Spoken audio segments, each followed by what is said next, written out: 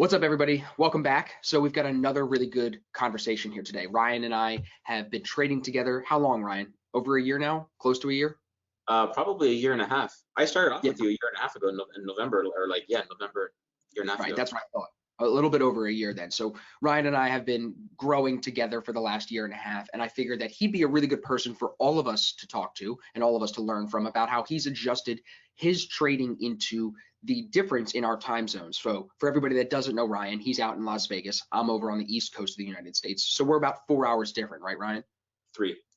Great. So with that difference, it takes, I think, an adjustment to fit into our system or to fit into any system. So I figured we could kind of focus our conversation around that and let everybody around the world pull value from that. But before we go there, Ryan, if you want to kind of give everybody a, like I like to say, the 50,000-foot view of who you are and how you got into trading, let's start there.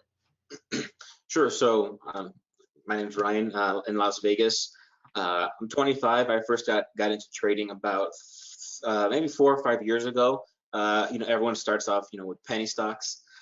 So I originally started trading with that, but you don't see the return on investment and it takes far too long. So when I tried to get back into it, a friend had told me to look into Forex. And I'd been following Austin for a minute, even since I had been, he had like 5,000 followers, if that. So when I got into Forex, he was, the guy that I went to and bounced around a little bit. So I know what's out there. I've tried different strategies, different teachers, courses, you name it, and came back around and stuck here with Austin, but it's been a great journey.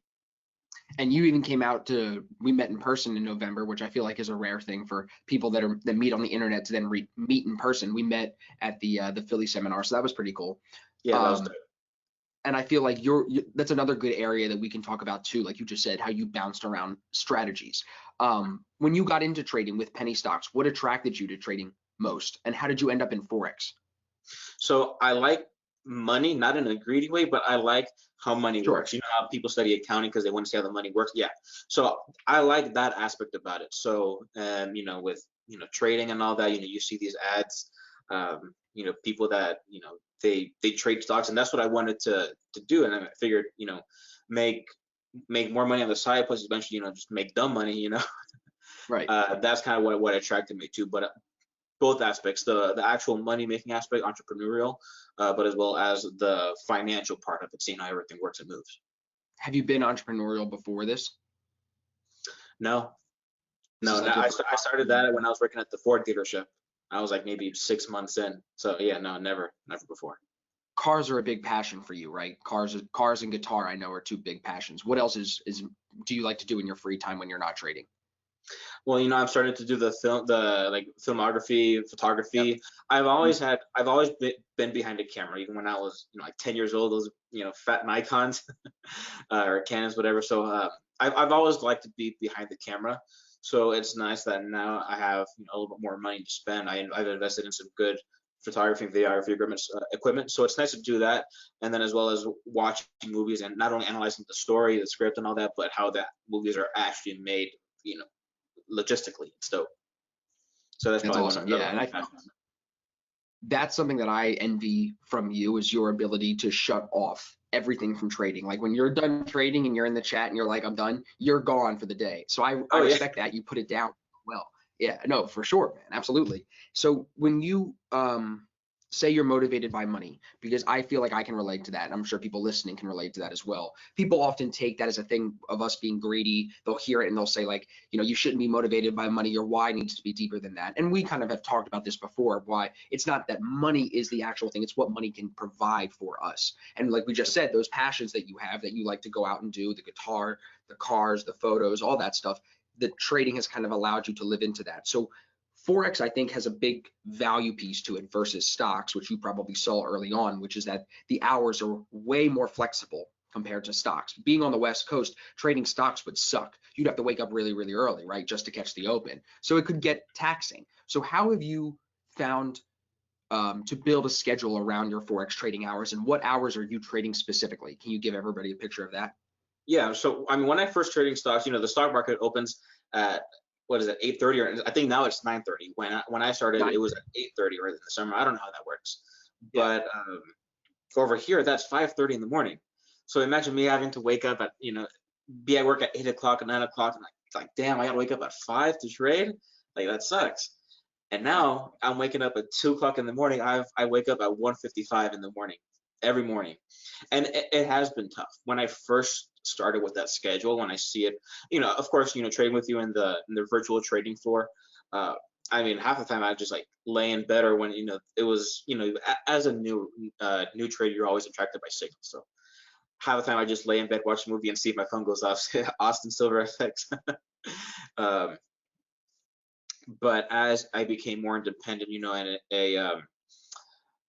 what's the term that you use? It's crap, like Self-sufficient.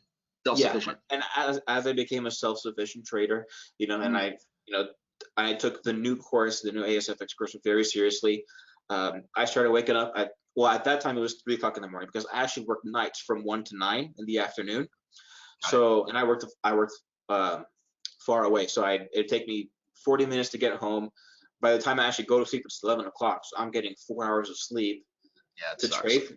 Yeah, it sucked. But I mean, hey, look where I am now. So you tell me if it was worth It worked, right? So it's a give and take. Like when I started, I remember I was trying to figure out hours, and I was trading all different hours, and like you said, kind of sleeping during the day sometimes, then waking up and trying to stay up all night and follow through. And now you said you're waking up a little bit after midnight. Do you wake up with an alarm clock, or do you wake up just because you're excited to trade and you're ready to roll? And then do you still take naps throughout the day? Like, how are you staying healthy waking up that early? Because most people are not able to do that, I don't think, Well, last night I couldn't sleep, nor could I on Sunday night. That happens So, sometimes. That happens sometimes. yeah. So there are some times that I do wake up before my alarm clock, and as as you start to want to do what you do, right? You learn to want it. It happens naturally. So sometimes I am waking up at 1:45, 1:50, just before my alarm clock. Even sometimes in the weekends, I'm up by 5 o'clock, because and at the same time, to kind of segue into the other part of the question, that's how I keep my schedule. And I have a strict schedule. So I'm in bed by 8. And over here, again, it's kind of inconvenient, because 8 o'clock is, I mean, you're starting to go out at 8 o'clock. Well, maybe not now, but so I mean, I'm still getting text messages, notifications on social media, even like Telegram at 8 o'clock, and I was like, yo, I'm trying to sleep, because I got to be up in 6 hours. Right. So that was a strong, that was a tough adjustment that I had to make, is getting used to sleeping early, so I can still get my 6 or 7 hours. Sometimes I do take naps in the day, depending how I feel, but I prefer not to. That way I can make sure that I go to sleep early, rather than I'm waking up throughout the night, because I've slept in the day.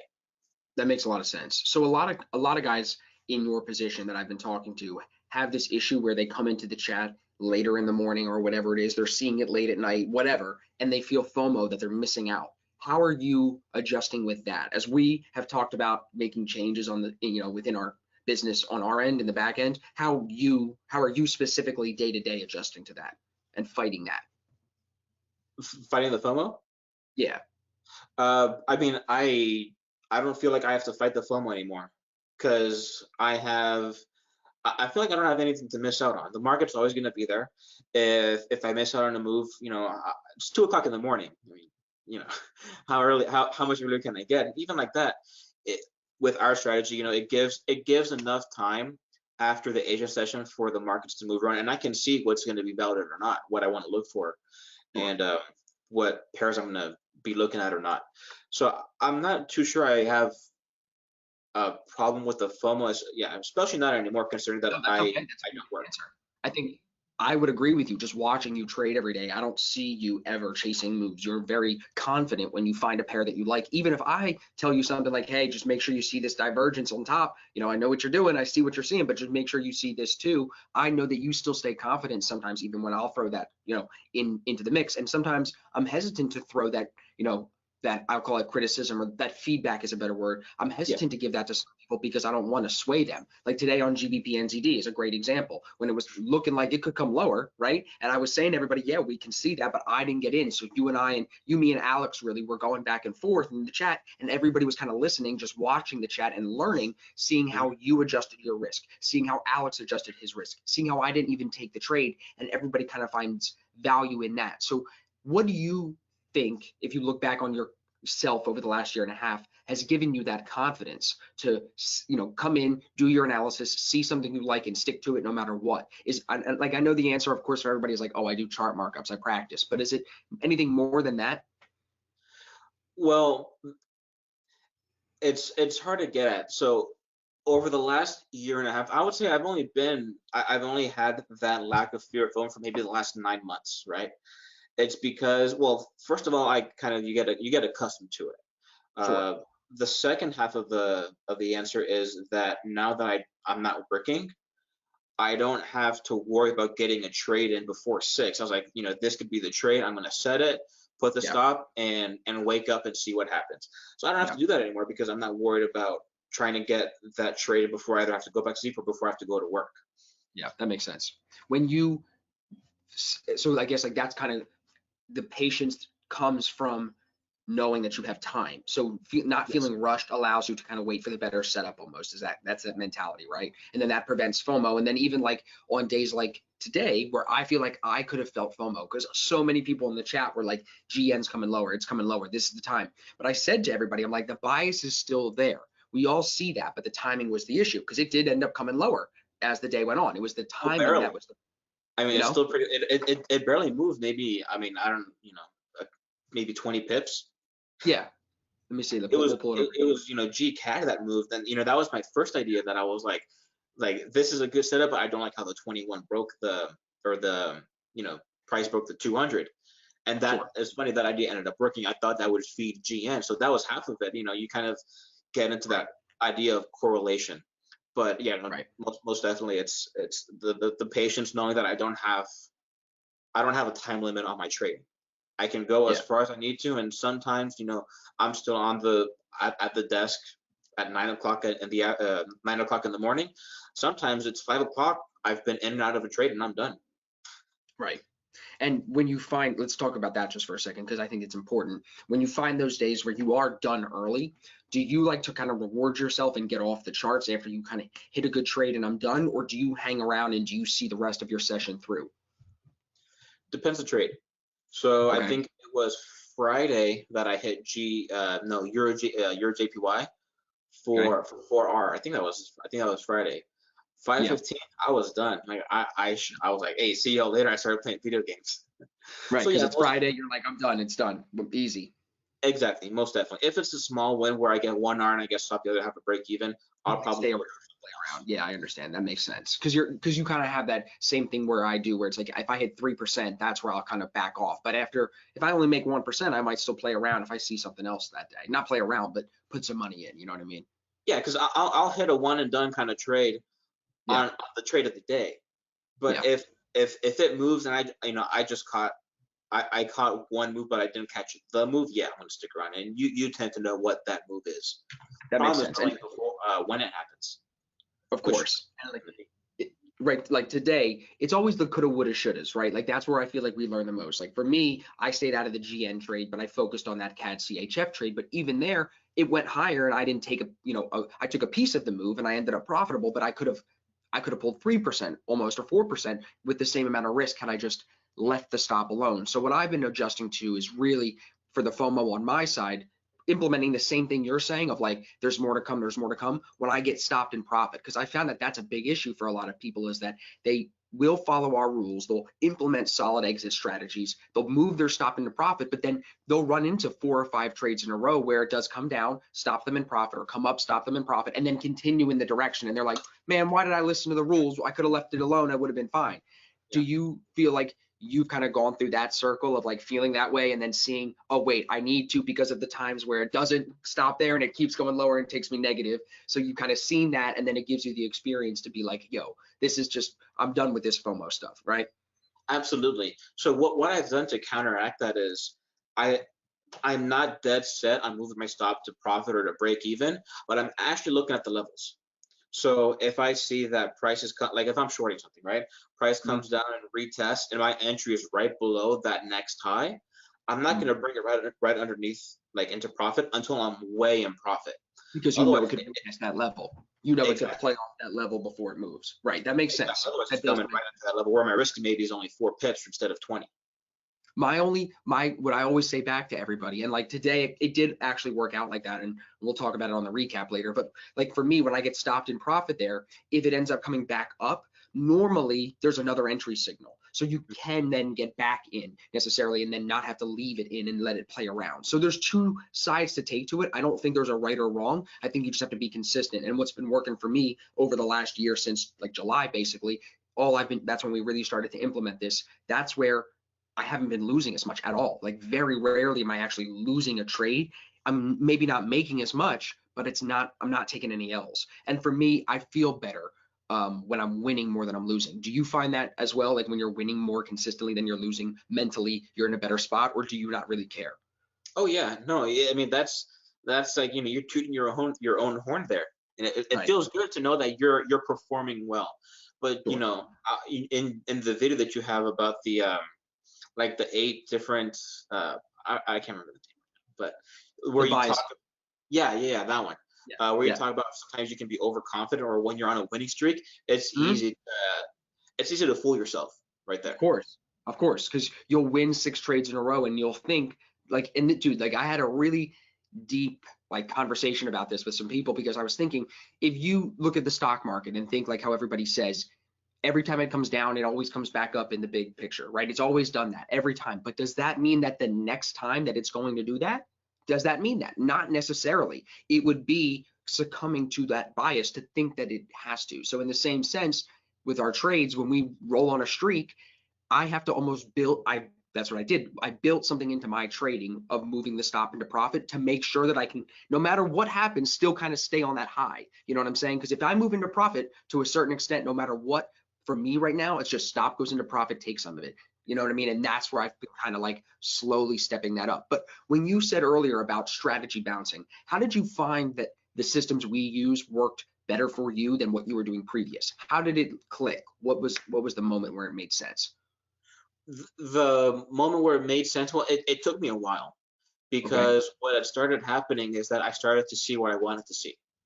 And that's the thing with our system, the picture's already painted. It's just you Right. have to know what it's trying to say. Sure. So that part is easy. It's you can't fight numbers, you can't fight equations. But Right. when you're looking for head and shoulders, double tops, double bottoms, wherever they present, again, you see what you want to see.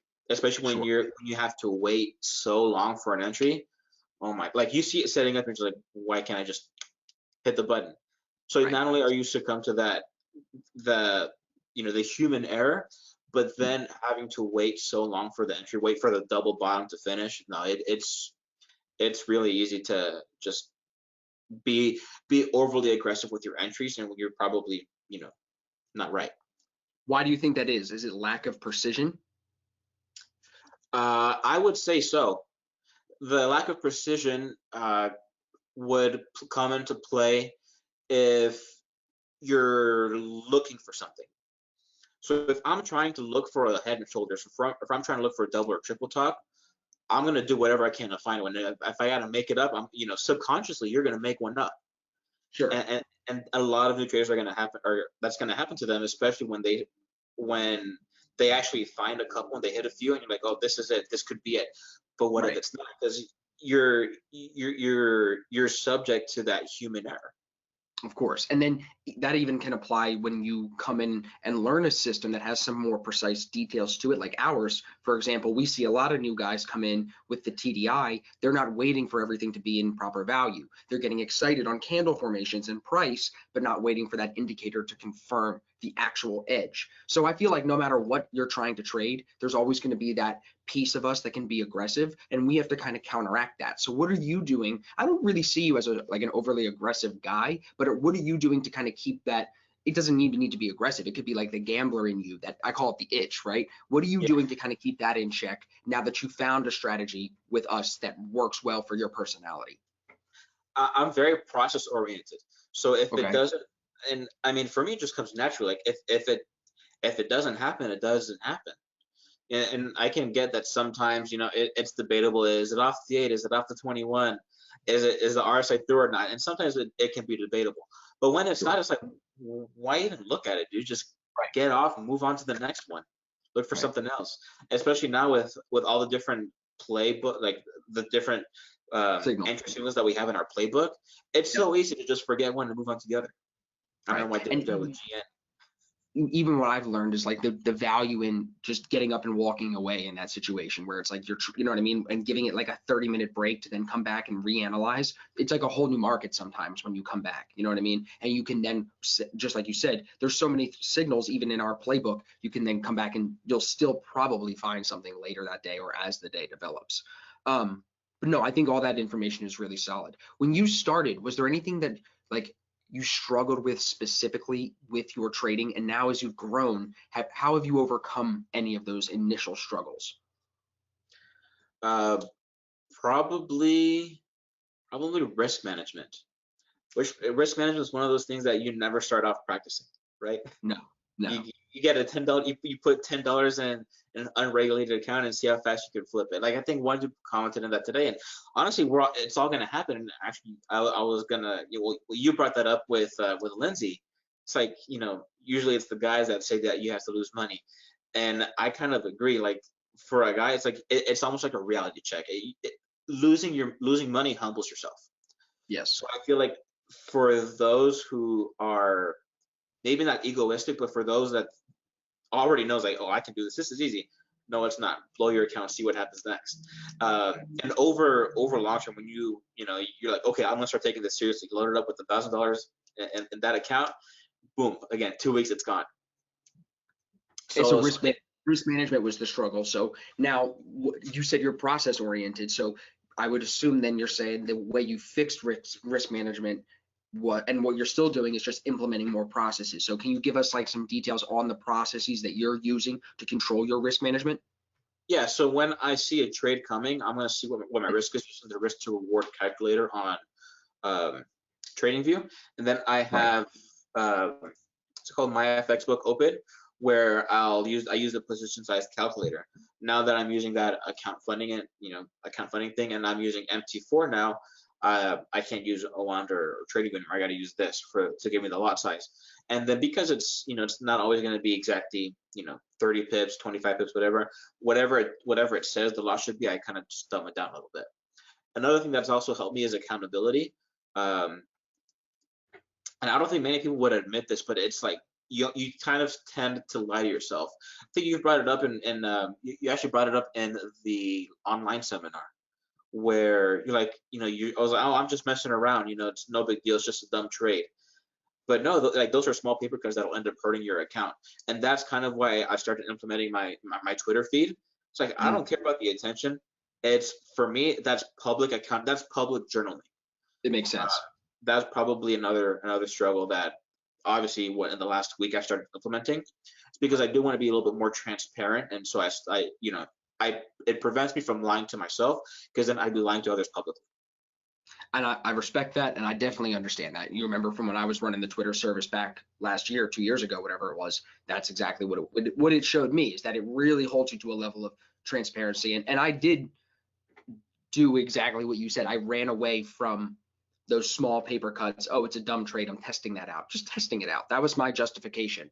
And without the accountability, it slowed my growth. So I feel like, yeah, absolutely. When you find people, even just a person to hold you accountable. Actually, before we got on this call, I was watching Gwendolyn's new Spotlight testimonial video, and she was saying how it's important to not only find the accountability partner, but to make sure that partner trades something similar to you, trades in some way similar to you. She was like, you don't want to be partners if you're like a naked trader. You don't want to be partners with some guy that's trading Elliott Wave with Fibonacci's and all this. Like it won't mesh necessarily. So you have to find the right accountability partner, I think, is key.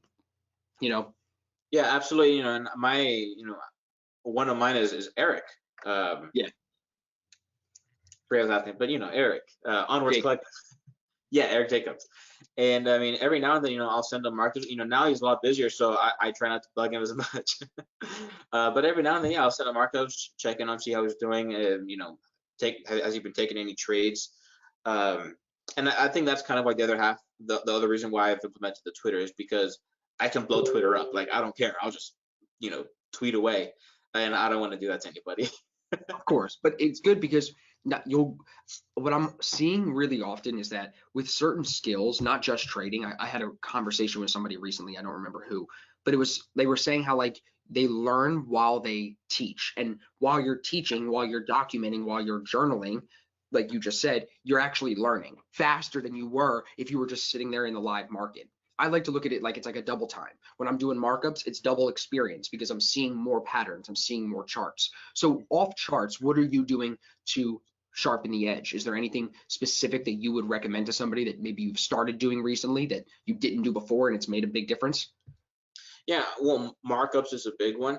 And for me, for a while, I got away from, better said, writing up my trades. Okay. It's different than journaling. It's actually going on trade, however you do, whether it's on paper, on trading view. What I do is I'll actually write up everything that I see about the trade Yeah. and as much detail as I can, and then I save it. That's my journal. But it's really easy to just take the trade, acknowledge it in your mind, and move on. So, that was your trade, and it's not only easy to forget about the trade, especially if it's a loss, but as well as to see what was good and what was bad about it, so you can fix it in the future. Sure. And that is one of those things where I've started implementing a lot more. Where I fully write it up, especially now that I don't want to neglect the VIP chat over Twitter, so I'll send up my markups in there too. And obviously, as a coach, I need to be an example and put as much detail as I can into the markups, unless it's uh, if it's time sensitive. Like, okay, it's already booked the 50 minutes retesting. Let me send it over to them, and then let me enter my trade first. Right.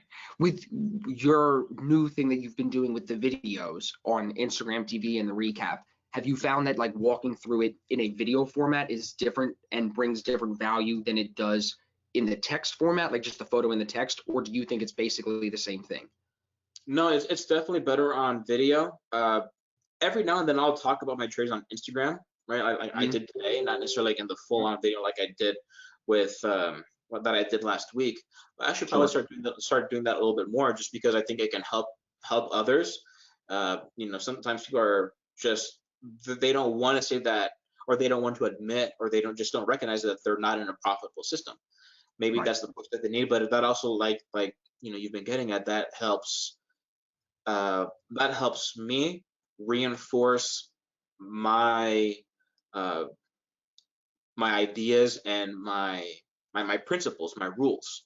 So I feel like that's definitely something that helps far more as a video and talking about it. They say writing something down is like repeating it to yourself 7 times. Right.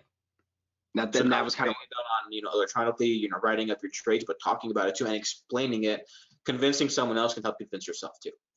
exactly. No, that was kind of where I was going with it. So that makes a lot of sense. And I find a lot of value in doing my videos. It's almost like I hold myself accountable. Of course, like the group is looking for it, and I know people are looking for it, just like they're looking for yours and the other leaders of the group. But I feel like it's a selfish thing almost. I've trained my mind to look at it to be selfish at least. Like I need to get it done, and even I have Riley who holds me accountable every day. Get the markups done, get the recap done, get those things done because that's what does keep the edge sharp.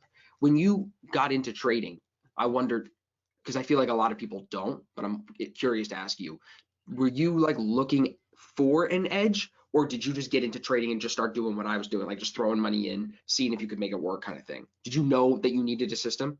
Yeah, no, definitely the latter. I was like, I don't know what an edge was until I think Right, probably I heard you talking about it. It's like, the right, hell's an edge? right. But Yeah, now that you've seen it, it's much, I feel like it's a much different approach to trading. It shows you the business versus the gamble, basically, right? yeah, because you bypass just support, resistance, and trend lines. When Right, you surpass that, you start to develop a system. You right, know what works and what doesn't, and right. And that's it, why. Go ahead. yeah, good. No, sorry. I feel like that's why the ASFX system works very well, because you have the rules, you have the process, and you have that edge to know when a trade has a higher probability of working and when it doesn't. And not only that, but we grade our trades, so we Right, know how much risk to put on them, or even if they're worth taking at all. right. That's why When you do you other ones. when you see a lot of these newer traders coming in and trying to find their edge within the ASFX system, like in our group chat, they have the system, they're taking the course, they're getting it, but they're trying to work in the hours, kind of going back to what we talked about at the beginning. What would you recommend to them? Maybe somebody that's more of in more of a difference than you and I. even, what would you recommend to them as far as like really finding their edge within the bigger system? I would say probably, well, when it comes to the time, it's like Yeah. find a, I mean, pick a side. Do you want to trade before or after work, rather than splitting it up? Because splitting it up can be a big issue, because then you're on that path where I was, and you sleep 3 and 4 hours separately. That's just, for the long term, it's not going to work unless you already have a plan in mind, right? You already have maybe something else set up. But if you're just starting off and you're probably, a year before you, and that's if you're taking it seriously, for others it can take a lot longer. But if you're all in, pick a side. Do you want to trade 3 or 4 hours before or after work, or even up to 5 hours? Because what are you going to do when you get home after work? You're going to sit down, you're going to watch TV, play video games, whatever. What I did is I just put that in the morning, and then I would trade in the morning before going to work. So it's, like you said, I think yesterday, it's like, how bad do you want it? You got to make the sacrifice. Pick one and just do it. Stick with it. Because in the end, it is going to pay off if you're serious about it. For sure. It's a tough thing because in our position where we're now able to educate people on this stuff and bring somebody in that's never heard of it, you literally have to tell them, like, listen, I'm going to question you. How bad do you want it? Not so much you or me, but the market, learning Forex itself, learning how to trade is going to question your character and literally ask you, how bad do you want it? Do you want to make those sacrifices that you and I and everybody else in our group is willing to make? Or do you not? And it's not for everybody. Like, I've never been the guy to say that trading is for everybody. You know what I mean? Because I don't think it is. But once you made the decision that you were willing to make the commitment to it, you were willing to trade before work and stick to those same hours, is there anything else that you think a new trader should focus on in those specific hours? And again, we talked about already the FOMO of like, listen, don't worry about it if they're talking when you're not there. But anything else during those hours that really has helped you focus in or refine that edge? I would say, I mean, that's a tough question to answer, because you have to know yourself. For Sure. me, I can't, like, my mind works quick, which is why, like, you always see me fidgeting with something. I have a pen, or I have like a Batman fidget spinner that Right. that I'll just be spinning around, and that's why I'll have a movie going on in the background, because it kind of takes my attention. It doesn't. It's not that it takes my attention away, but it allows me to be able It's to. like a minor distraction. Yeah, yeah. It's like, if I'm fully immersed in it, I'm gonna find something to distract me. Yep. So if you work better, and for a lot of people, that's maybe having earbuds on. You have your Yep. music. Yep. Um, you have a little fidget, or whatever you do. And for me, I just need to have something going on. Generally, it's a movie in the background that I'm listening to, and then for me, it's easier because I can ignore the movie. And if I'm fully immersed in a specific trade, sometimes I gotta rewatch movies because I don't know what just happened. Right. But then at And the same time, it turns around and there's times where you're so focused on the movie, you're letting a trade run longer than you normally would if you were sitting here clicking all the buttons, ready to do a million things, not feeding that part of you that you now are aware of that is like me, where it's like we can do three things at once. It's actually we want to be doing three things at once. And if we're not, we're going to just focus on one thing and probably screw it up.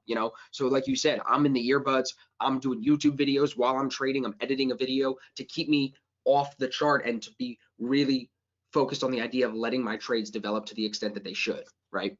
exactly, and I can't do that. Like, I need to have something else going on, and that's why I say it's a tough question to answer, because others may not work that way.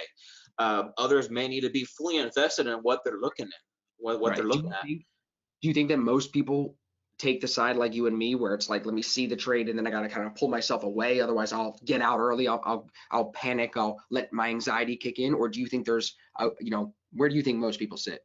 Absolutely no. Like, on the part where they get too invested in the trade and they start second guessing themselves. One did in Yeah. the VIP chat today was, he was like, he sees divergence on the 1 minute, against his trade, pretty much, like he said, it just happens over and over again, and then it breaks. I was Right. like, focus on the 15 minute. You don't have to worry about that, because obviously if it's kind of trend, who cares until you start seeing significant But you get pullback. caught up in the short term stuff. That's what you're saying. You get caught up in the short term and you're not even looking at the bigger picture on any sense. In trading time frames and everything, you're caught in the short term thinking, and then that takes away, I think, the long term value. Yeah, and I think half of it, to put it to real life, was with GN today. I hate that freaking trade. I hate to keep bringing it up. Okay, it's a good But example. yeah, no, it's because what I say. I was like, all right, this is either going to rip or it's going to close above the 8, and I'm going to pull it. And that never happened. it pinned the 21, it pinned the 8 for like 2 hours in a row. And then I was like, dude, I'm freaking tired of this. So I moved over to the 1 minute.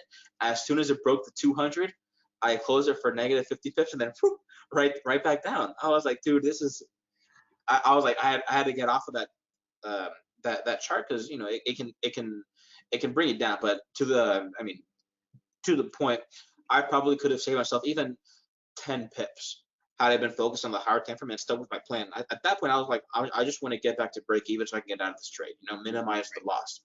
Right. But I think focusing on the lower time frame is when, yeah, I was like, you know, this could go higher, but you know, focusing on, again, that's counter trend. Focusing on the trend, on the trade that you're in, probably could have kept me in the trade a little bit longer, not in the right way, but you know, to save myself a little bit of more money. Definitely. And I also feel like there's a big thing you said in there too, which is sticking to your plan. Because I know your plan on a 2-candle formation like that, everybody in our chat listening will know what we're talking about, but all the other YouTube people won't understand. But on a 2-candle formation like that, you know what we're talking about. exactly. But on a 2-candle like that, you know just as well as I do that if it's not moving in 30 minutes, there's something way wrong. That is not normal behavior. So you were stuck into it, like you said, because you were short-term focused, not on the higher time frames. But dude, that's something that it takes. You're already on step 17, where some people don't even get to step 10 of like the self-awareness and the self-analysis that it takes to see that in the moment you saw it, and now even in hindsight to accept it and be aware of it. It's like really swallowing your ego. And that was one thing I did want to kind of turn towards the end of our conversation to ask you about. And then you saw it come up in the chat today, where I was telling everybody, if you're having a problem with your ego, where you are really here to be right, not to make money, you need to, you know, take some drugs or do something else to get rid of that ego before you come back to throw money into the market. So have you had any issues with your inner ego, and how have you overcome them, if there has been any? I feel like I've never had a problem being egoistic, where I have to prove myself right. I don't know. That's awesome. That's something I haven't quite. I would agree with you. Myself. Yeah. Because like just being around you and being like trading with you almost every day now for the last year and a half, I don't think you've, like I said it before, I don't think you're ever stuck in one frame of mind. I don't think you're very swayed, and I also don't think you're influenced either by other people or being right or being wrong. If I come in with an idea, I'm like, Ryan, this should not be here. Like I said today on GN, take some off. You listened. You were like, all right, I'm taking some off. Like you know what I mean? So I think that's a strong characteristic you have. And there's a difference between being crap, you just said it, but like there's a fine line between being stuck on your not stuck on your plan, but you know, sticking to your plan, knowing that you're right, you're in the right probabilities, but as well as knowing when to look for insight. And that's when I think in that moment I had to switch from, okay, you know, my stop's there, I took the position, I'm gonna either go with it, it's gonna, you know, stop me out. It's a fine balance between trusting the stop and probably managing the trade, even though you're in downdraw. But at that point, yeah, you have to make that switch from trying to let the trade play out to probably, you know, looking for that insight to probably manage the trade better if you're not doing it. That makes sense. I like that. One thing that you did make me think of, and I know I wanted to ask you this as we're kind of coming towards the end, for everybody that's new and struggling that has been listening and hopefully taking some value out of our conversation, is there anything that we haven't said so far that you would give to Ryan 2 years ago as you got started in trading? Is there anything that you could give to a newer struggling trader to hopefully, if they're listening to one thing and they take one thing from the video, this be it? Yeah, and that's the fact, and I see this so much in the VIP chat. It's that a trade doesn't have to be the trade. It doesn't have to be a banger. It doesn't have to be the trade of the day. For it, like, hold on, let me rephrase that. So just because a trade played out as you thought it would, doesn't mean it was a good trade. Perfect example was, I think, huh? Explain that. Yeah, so you know, you can have a C setup, you can have something that where the RSI didn't pull through, whatever the case is. I think it was, well, usually it wasn't that bad, but for example, was maybe like, okay, Euro GBP CAD, right? Where it broke the 200, you know, it's short-term biases were you know, were for longs if you look at the RSI or the TDI, but the trade ended up working out. just because it worked out and it gives you 4.5 R doesn't mean it was a good trade. So just because a trade works out doesn't mean that it was a trade of the day, doesn't mean it was a good trade. It was a good setup. A trade can be a good setup. It could be a B and A setup. Sometimes they just don't work out, like Euro AUD, where honestly I think it was a pretty good setup and it just didn't work out compared to the one that wasn't a good setup and it ended up working out. I've had tons of trades like that where you get a B setup or even an A setup and it doesn't work on the first try, and then you got to go at it later that day or the next day even, and that's where you can make your money. So I think that even goes back to what we said already about being right versus trying to make money. You know what I mean? You got to swallow it and sometimes take it and be like, yeah, trading is a game where I'm going to lose. It happens, right? But if we can mitigate those losses, keep them small and not let them impact our decisions going forward, then I think you stay level-headed. And you made a really, really good point. And the only thing I would add to it is that if you have a system and if you have rules from the jump as a newer struggling trader, you'll kind of, I think, have just if this is the learning curve of a trader without a system, your learning curve is just a little bit more flat. It's a lot less intense of an up and a down once you learn to implement those rules. Because like Ryan said already through this conversation, risk management is something that takes a while to understand. No matter what, we can give you everything that we know. It still takes a while to learn how to implement it and understand it. And again, swallow that ego to take it. So there's other pieces to it that I think you develop over time, but with the system and with the approach to, like you're saying, not every trade, not every winning trade is a good trade. Being in that mindset, I think, builds you into a long-term place. And the only other thing I wanted to mention on that was I've seen a lot of traders take trades and they aren't great entries to our system. Like the RSI you said won't be there and it still works and they make money. That reinforces bad habits, in my opinion, over the long term. And then where that comes to bite you is as your account grows, you plateau instead of continue to rise because you're still getting churned by these kind of okay trades sometimes because they work sometimes, but they're not really on edge. So it's like you have to learn how to cut those out and really, I think, avoid trading them entirely until they're on your edge. So yeah, I think all of that kind of plays into it, you know? Absolutely. And because that, just like you said, it reinforces that bad behavior where you can see something where, okay, the RSI isn't through, but maybe the next candle it will. And then you just see it right in the opposite direction. I was like, dude, it's like you had it coming. It's like exactly. It's just, that's the thing is, like, remember that meme with Shia LaBeouf? Just do it. Like, dude, stick to your plan, stick to the rules, because you're gonna minimize the chances of getting burned. You're gonna secure your capital a bit more. I love it, bro. I feel like we covered a lot here. I think it's going to definitely be valuable for everybody. So for everyone that's still listening, Ryan, where can they get in touch with you? Where can they connect with you online? Yeah, so pretty much everything online for me is Emo Metal Skater. It's last skater, it's SK8R. Emo Metal Skater. And I'll make sure that I link it down below so everybody can check it out. And are you going to be making YouTube videos soon or what? Like, are we going to see a YouTube channel from you? Then YouTube, maybe. Come on, dude. With once the photos come and you have these lenses, bro, I know videos are coming too. I don't want to steal your thunder. I don't want to steal the spotlight.